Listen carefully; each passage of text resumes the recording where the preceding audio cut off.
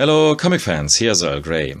You know, there are comics and there are some comics that are so great that they inevitably will change your life. Or they already had changed your life. Like for an instance, the very first Corto Maltese story by Hugo Pratt called The Ballad of the Salty Sea. This is the edition from IDW's Eurocomics line here. I had bought this huge tome here 2 years ago in Paris.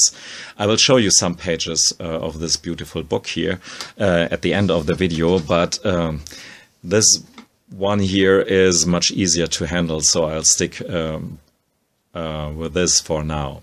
And starting my review a bit unusual with the last page. Don't be afraid, there will be no spoiler, but when you see one of the main protagonists, the boy called Cain, waving goodbye to his friends. Goodbye, don't forget me, you're the most wonderful people in the world. And you as a reader only can agree with this boy here, with the feeling that you have met some of the most wonderful people in the world. And of course, having read one of the most wonderful stories of the world, then this comic had done something right. It ends with the words here, like the white wing of the albatross over the monotonous breath of the Pacific Ocean, so too goes the sail of the true seaman, aimlessly wandering. Yesterday, just like today or any day in this January or February 1915, that marks the end of the Ballad of the Salty Sea. The Ballad of the Salty Sea was just the first Corto Maltese comic, but it was not Hugo Pratt's first comic at all. So he was a fully formed artist by then, which is very clearly shown when you look at, for instance, these drawings here. It's just one blown up panel. Hugo Pratt's line work is just breathtaking. It's a unity between emotion and motion and what he wants to say, getting a story across and getting the mood across and the atmosphere and, of course, the interplay of light and shadow. It's just amazing. It's really fantastic. And it's pretty interesting. You can see how he very quickly starts to define the character. In the beginning, with a bit too much lines, actually, lots of hatching kind of lines here, but very quickly finding his way for his more poignant description of the face of Corto Maltese here, and going on and finding ways to use black and white, which almost eats up the paper under the brush strokes here. Just look at this description of a storm on the open sea, and you may know what I mean.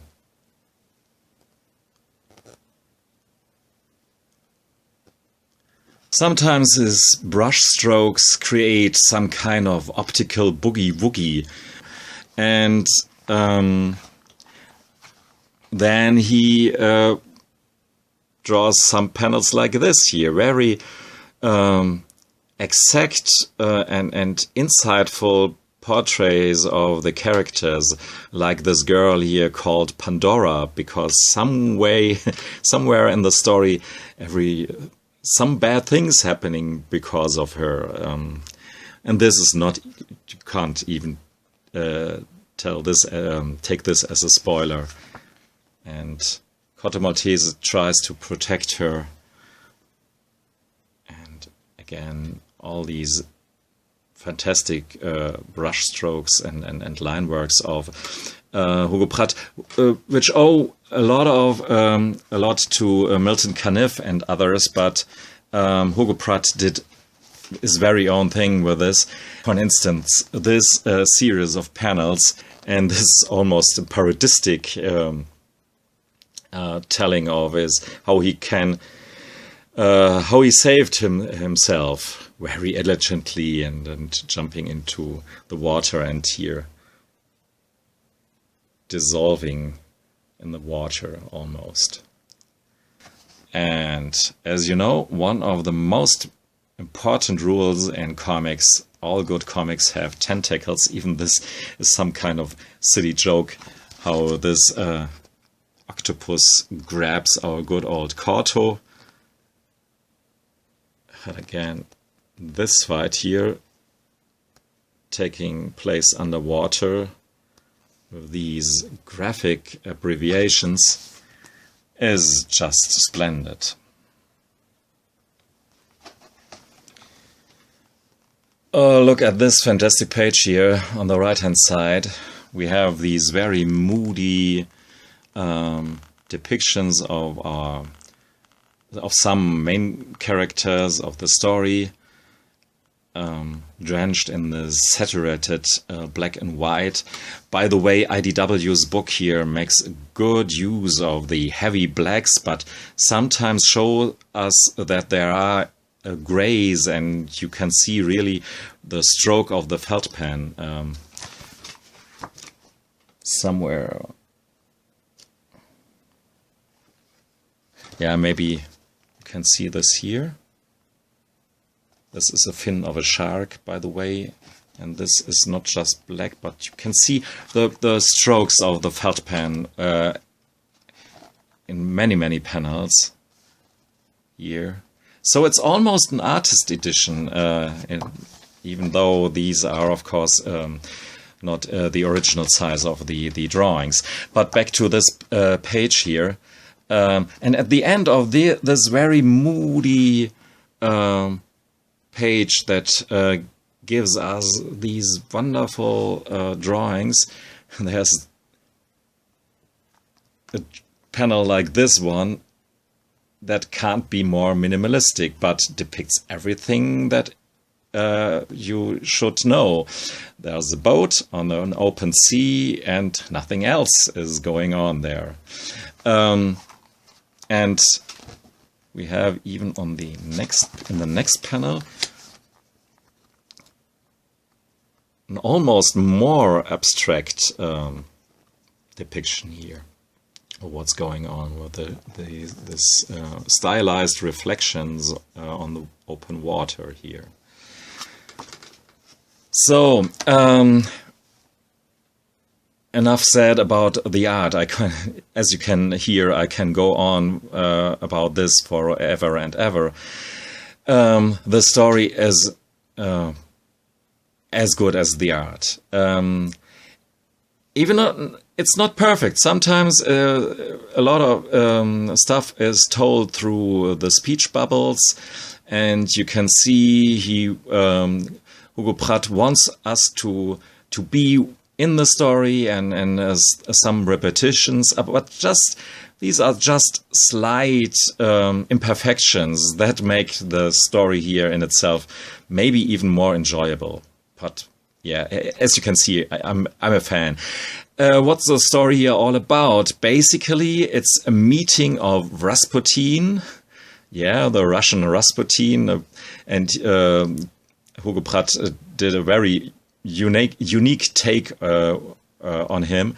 He's a murderer, basically, or really a serial killer with a bad temper that basically longs to have a friend, and Corto Maltese is the closest thing that to a friend that Rasputin has. And here's a black monk.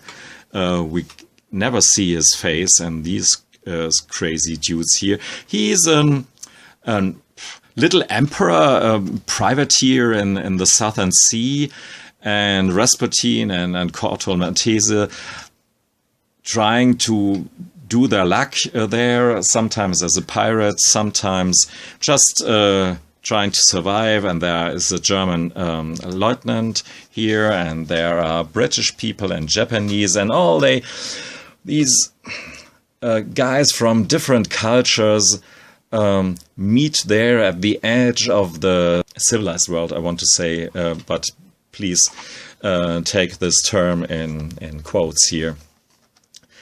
And yeah, they meet there, and like like elements in a dream that don't really fit to each other because they're from different origins, you know. And here Hugo Pratt mixes a story of a Southern Sea adventure that has a lot of these qualities that your best dreams have. And when you look pretty close at this drawing here of Corto Maltese, you see what I meant with that this book here almost has artist edition quality. And another of these sketchy but wonderful little drawings right there.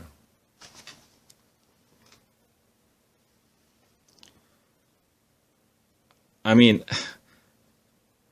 if you haven't read this book here and don't want to read this right now, I can't help you. Some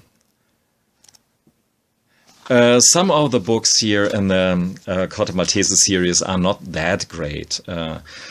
I want to showcase all of these. They are in my shelf right there. Let's see if I can show you. Oops. There they are.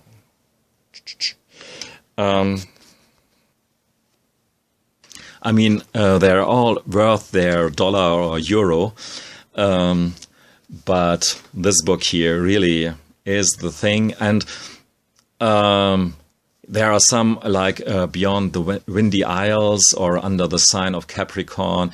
I think the first half of the Corto Maltese books are all very recommended.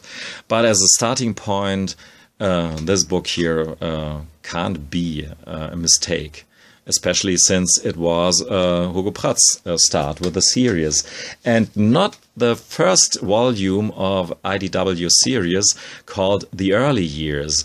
This is in fact more a prequel that was done afterwards, and a fragment of sorts, because some beautiful aquarels, and you can see here Rasputin. This guy is a partner throughout the series of Corto Maltese and enriches, very a lot of the stories. Corto Maltese in itself is more this quiet, more observer kind of guy. So a dude like Rasputin is very important to have someone who acts, even if it's just randomly kills other people, like he obviously did in the Russian-Japanese War from 1905. And this seems to be the beginning of the relationship between Rasputin and Corto Maltese. But calling this The Early Years is really an exaggeration, because it's actually the story here takes place just in some days or weeks or so, in a very short amount of time. Obviously, Hugo Pratt had more in mind with this prequel, but it never came into existence. So for your Corto Maltese, as a Corto Maltese fan, of course you have to have it, but I would not say to recommend to start Corto Maltese with this book here. So if you're really hardcore into Corto Maltese, then do as I did. We were in Paris and I just had a backpack of sorts, and this book just almost fitted into my backpack here. It's a huge book here, and I'm not very good in French here, but this is the French version, La Ballade de la Mer Salée. It's not the original, because Hugo Pratt was an Italian, so it's Il Ballato della Mer Salée, Salato, or something like this. That's the original title. But when I saw this in this French bookshop, I had to have this here. because it's, yeah, this is just for the reading of the pictures alone here, and nothing against the IDW book here, but if you can see these panels in this size here, especially with my old eyes, and this, each page almost a perfect poster, a testimony to what comics can achieve. Yeah, here's the page that I've shown you previously here. But it, actually, it's pretty. Yeah, it doesn't matter what page I show you. It's just wonderful art and entertaining. And by the way, of course, all the characters here have a lot of depth to them, and the description of Corto Maltese as a captain without a ship is very precise, and the whole idea behind him, because he drifts through life without possession. He tries sometimes to get a bit of a fortune and hunts treasures, but in the end, possession means nothing to him, but being free. That's all he is about. Maybe we... Oops. Okay, my conception falls apart here. So let's end with this fine panel here, where a native hunts down a shark, and you can see all the tension in his movement, and this fine foreshortening, if this is a word, of the perspective above. So everything is done masterfully, so I hope... I can't stop this. Everything is falling apart around me here, but I can't stop this video. So just let me say you thanks for listening and watching. Goodbye.